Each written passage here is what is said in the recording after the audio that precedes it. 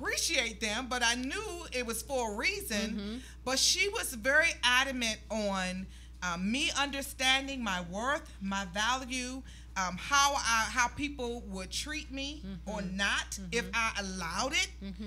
She was very big on you don't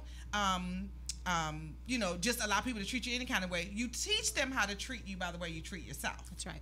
Yes. So, those are kind of powerful lessons, but something is missing. Yeah. And let me just piggyback on something you just said. Words are powerful. So think about this for a second. One of the things you asked about talking to different women and all, it's very interesting how many women are uncomfortable using the word vagina. Right? So we were taught to call it all kinds of other things. So you will say hair, you will say nails, you'll say knees, you'll say all that. But so why won't you say vagina? So growing up, my mother used to say, or I guess when my children were young and my mom would they would be over there, my mom would say, Nicole, make sure you wash your pocketbook.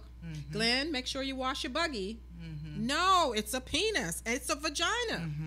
If you think about it, even the commercials are just beginning to start using the word vagina.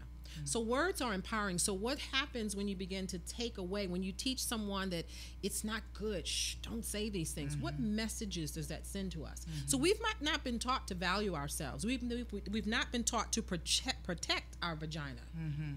We've been taught to just allow others to determine how it's used and what happens to it. Wow.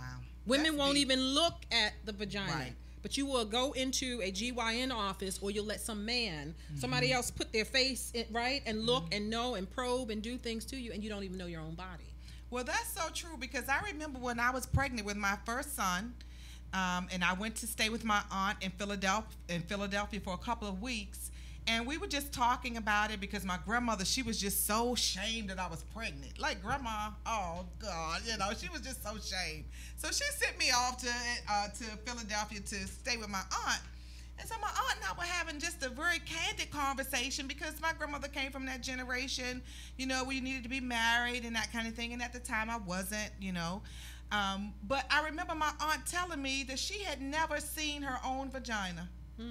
I remember her telling me she was grown, and the lady at her job, she worked at Campbell Soup Company for many years. She retired from Campbell Soup Company.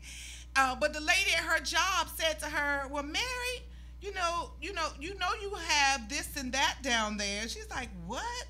She's like, oh, I didn't know I had two things down there. This is how she's talking to me. And I'm sitting there like incredulous. Because I began to understand, what I was dealing with my grandmother, because she just wasn't comfortable with this whole notion of sex and, all of that. Yes.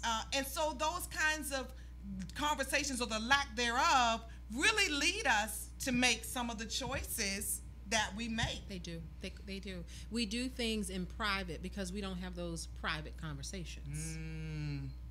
So we will do things, and then we don't tell people, and we think, okay, it's okay, let me just do this, but I won't tell anybody, So we do a lot of things in private, but we need to have private conversations about ourselves. We need to know ourselves and stop allowing others to define who we are. Yeah, that's powerful stuff. I tell you, and I think it's very important for us to have these kinds of conversations with the young ladies, so that they will understand, and the young men, to know that this is very natural. My grandmother, again, God rest her soul, she was a sweetie pie, but some of the things that you learn later on, that was just wrong. That just wasn't right, and not because she was trying to be wrong. It's just wrong, when you grow and you mature. And I had my son. It's very common for little kids to explore themselves. He's about 2. Well, she's like, something is wrong with him. You need to take him to the doctor. He shouldn't be doing that. And I remember taking him to the doctor, and the doctor looking at me like I was crazy. Now, she's at home. I'm the one taking him because, I'm young. I just had this baby. I'm trying to do the things right. And so he was the one that sat me down. He said, Nicole, this is very natural behavior. Yes. So, your grandmother, that's her stuff, whatever that is. Now, of course, I want to fight him at that point. Now, don't talk about my grandmother, But when we start to think about it and really start to have these kinds of conversations, to know that some of those things that, we heard and we were taught, they just were wrong. They were. Just like our kids will go on and then later on they'll say, well, that wasn't right. That's right. Because each generation we're teaching. Yes.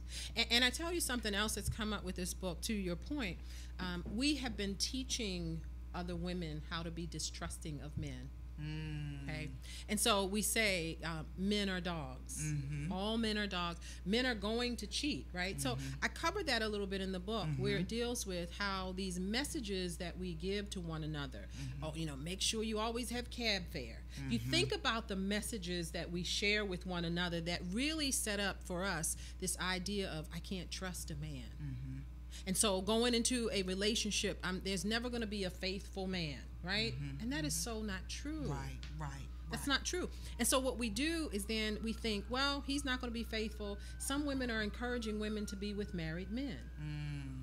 And so I say, you listen to the man because he says, well, things aren't working out and things are this, but covenant relationship, why are you interfering with that?